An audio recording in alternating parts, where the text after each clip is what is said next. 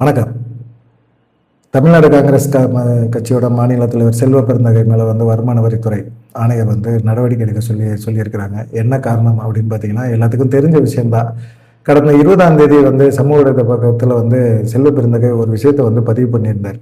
வருமான வரித்துறை அதிகாரிகள் சோதனை அப்படிங்கிற பேரில் தன்னை தொகுதிக்குள்ளேயே சட்டவிரோதமாக அடைச்சி வச்சுட்டாங்க. என்னை எங்கேயுமே பிரச்சாரத்துக்கு விடலை, அரசியல் பணி செய்ய விடலை, என்னை இது மாதிரி ஒரு நடவடிக்கை எடுத்துக்கிட்டு இருக்காங்க அப்படின்னு சொல்லி சமூக ஊடக பக்கத்தில் அவர் பதிவு பண்ணிட்டார். இதை பார்க்கும்போதே எல்லாத்துக்குமே மிகப்பெரிய ஒரு இதாகிடுச்சு. என்ன அது, வருமான வரித்துறை அதிகாரிகள் இவ்வளவு கட் அண்ட் ரைட்டாக நடந்துக்கிறாங்க, இவ்வளவு சோதனை அப்படிங்கிற பேரில் ஒரு காங்கிரஸ் கட்சியோட மாநில தலைவரை இவ்வளவு முடக்கிட்டாங்களே, தேர்தல் பிரச்சாரம் கூட பண்ண முடியாத ஒரு குற்றச்சாட்டை வச்சார். அதே சமயத்தில் பார்த்தீங்கன்னா பத்திரிகையாளர் சந்திப்புலையும் அதே சொன்னார். என்னை வருமானத்துறை அதிகாரிகள் சோதனைங்கிற பேரில் என்னை அடைச்சி வச்சுட்டாங்க, என்னை கட்சியில் தேர்தல் பிரச்சாரம் கூட பண்ண முடியாத ஒரு சூழ்நிலையை உருவாக்கிட்டாங்க அப்படின்னு சொல்லி சொன்னார். அது இல்லாமல் அவருடைய இல்லம் கீழ்ப்பக்கத்தில் இருக்கிற அவருடைய இல்லத்தில் போய் சோதனை நடத்தினாங்க அப்படின்னு சொன்னார். இத்தனை விஷயங்களும் செய்திகள் ஊடகங்களில் இருக்குது. ஊடகங்கள்லையும் இந்த விஷயங்களை பெருசாக பார்க்கப்பட்டது. வருமான வரித்துறை அதிகாரிகள் இவ்வளவு மோசமாக தேர்தல் சமயத்தில் தேர்தல் நெருக்கத்தில் அவர் வீட்டில் போய் அவ்வளோ ரெய்டு தேவையா, அவரையும் அடைச்சி வச்சுருக்காங்க அப்படிங்கிற மாதிரி ஒரு புகார் வருமான வரித்துறை மேலே ஒரு புகார் போச்சு.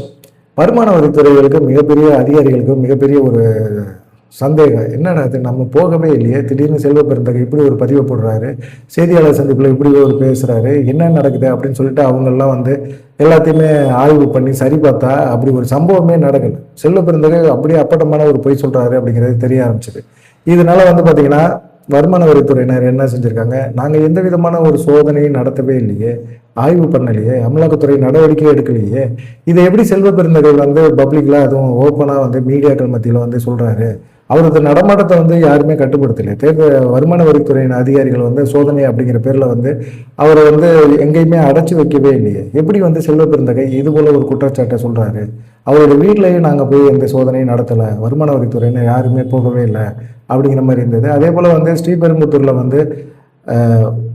இந்த வெஹிக்கிள் செக்அப் அப்படிங்கிற ஒரு விஷயத்தை மட்டுமே நடத்தியிருக்கிறாங்க, அவ்வளோதான். மற்றபடியெல்லாம் பெருசாக செல்வ பெருந்தகைட்ட எதுவுமே நடத்தலை. அவங்க வருமான வரித்துறை சோதனையெல்லாம் பண்ணவே இல்லை. தவறான ஒரு தகவலை அது வருமான வரித்துறை மேலே ஒரு அபண்டமான ஒரு பொய்யை குற்றச்சாட்டை இவர் சொல்லியிருக்காரு. அப்படிங்கிறதுனால வருமான வரித்துறை என்ன செஞ்சுருக்காங்க, இந்திய தேர்தல் ஆணையத்தில் ஒரு அறிக்கையை சமர்ப்பணம் பண்ணியிருக்காங்க.